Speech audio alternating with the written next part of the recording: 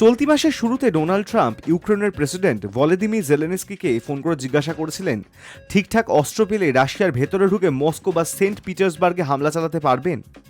একদিন আগেই সে কথা প্রকাশ্যে এসেছিল। এবার সেই ঘটনা 24 ঘন্টা যেতে না যেতেই ডিগবাজি খেলেন মার্কিন প্রেসিডেন্ট।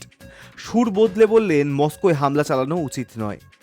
মঙ্গলবার হোয়াইট হাউসে সাংবাদিকদের প্রশ্নের উত্তরে ট্রাম্প বলেন মস্কোকে লক্ষ্যবস্তু করা ইউক্রেনের পক্ষে অনুচিত কাজ হবে।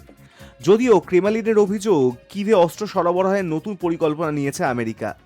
রাশিয়ার বিরুদ্ধে আর্থিক নিষেধাজ্ঞার হুমকির পাশাপাশি কিভের সঙ্গে হাত মেলালে শান্তি প্রচেষ্টা আরও বিলম্বিত হবে বলেই পরোক্ষ হুঁশিয়ারিও দিয়ে রেখেছে ভ্লাদিমির পুতিনের দেশ। সোমবার ট্রাম্প রাশিয়াকে ইউক্রেনের সঙ্গে শান্তি চুক্তির জন্য 50 দিন সময় বেঁধে দেন। পাশাপাশি মস্কোর প্রতি ক্ষোভ প্রকাশ করে ট্রাম্প জানান নর্থ আটলান্টিক ট্রিটি অর্গানাইজেশনের সদস্যরা কিভকে সামরিক সহায়তা দেবে। সংবাদ মাধ্যম ফাইন্যান্সিয়াল টাইমসের একটি প্রতিবেদনের সূত্রে খবর, জেলেনস্কিকে ক্ষেপণাস্ত্র সরবরাহের আশ্বাসও দেন মার্কিন প্রেসিডেন্ট। মঙ্গলবার প্রকাশ্যে আসে খাস মস্কোয় হামলা চালানোর জন্যই নাকি ইউক্রেনকে রীতিমতো উস্কানি দিয়েছেন ট্রাম্প। গত 4 জুলাই নাকি ট্রাম্প ইউক্রেনের প্রেসিডেন্টকে ফোন করে প্রশ্ন করেন ঠিকঠাক অস্ত্র পেলে আপনি রাশিয়ার ভেতর ঢুকে মস্কো কিংবা সেন্ট পিটার্সবার্গে হামলা চালাতে পারবেন। এর উত্তরে জেলেনস্কি বলেন অবশ্যই পারবো, আপনি যদি অস্ত্র দেন। ফলে একদিকে রাশিয়াকে শান্তিপ্রভাবে রাজি হওয়ার জন্য চাপ দেওয়া, আবার অন্যদিকে ইউক্রেনকে অত্যাধুনিক অস্ত্র দেওয়ার আশ্বাস।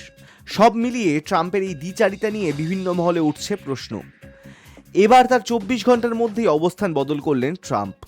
High news network.